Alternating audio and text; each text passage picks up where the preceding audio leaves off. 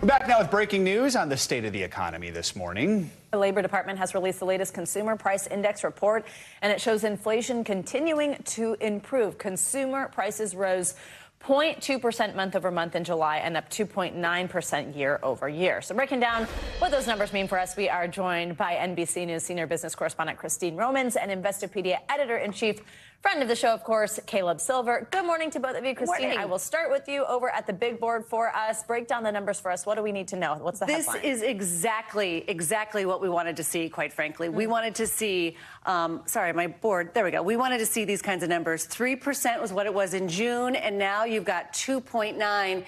That is the smallest annual increase since March, early 2021. So that is some important improvement here. This means that that big turn is happening. You are starting to see this was 9.2%, 9.1%. That was a really horrible feeling in terms of wage and price pressures really in the economy. And now you've got a year here where you finally have broken down below 3%. So this is good news. Caleb, your first impressions, what stands out about this? Yeah, we have a saying in finance and economics, the trend is your friend. So look at the trend for the past 6 months, and it just kind of keeps going down and to the right, and that's what you want. We're not getting deflation. Things aren't necessarily getting cheaper, except for used cars and trucks, but we're getting a smaller and smaller price increase every month, and some things are actually a little bit less expensive than they were a few years ago, but not things like car insurance and rent and electricity. But a number like that shows a normalization of the economy, and that is just what we want. So we are going to have a Fed meeting in... 35 days, 5 hours, and 20 minutes. And it just got really interesting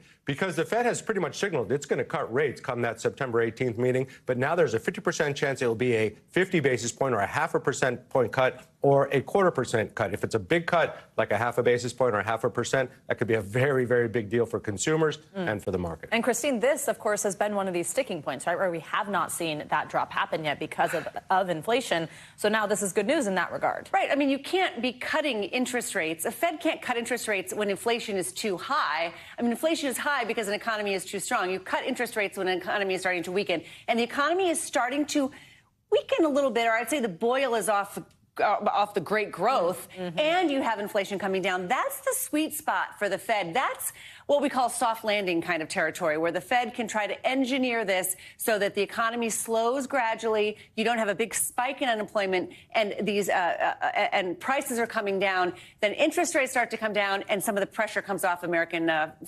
household finances. So, Caleb, I mean, what does the Fed have to consider here when deciding how big of a cut it's going to be? Are there worries inflation could go back up if they cut too much? What are they considering? Yeah, you cut too much, money becomes cheaper, prices go back up. They don't want to do that. But now I think the inflation story, the narrative, is under control. Now it's about unemployment, and unemployment at last check for July was 4.3%, up from 4.1%. Full employment in this country between 3.5% and 4%. Fed's got to keep that in check. It's done what it needed to do on the inflation front. Now it's got to make sure that the jobs market doesn't fall apart. So the next data point, the big one, will be the jobs report for August. Thanks for watching. Stay updated about breaking news and top stories on the NBC News app or follow us on social media.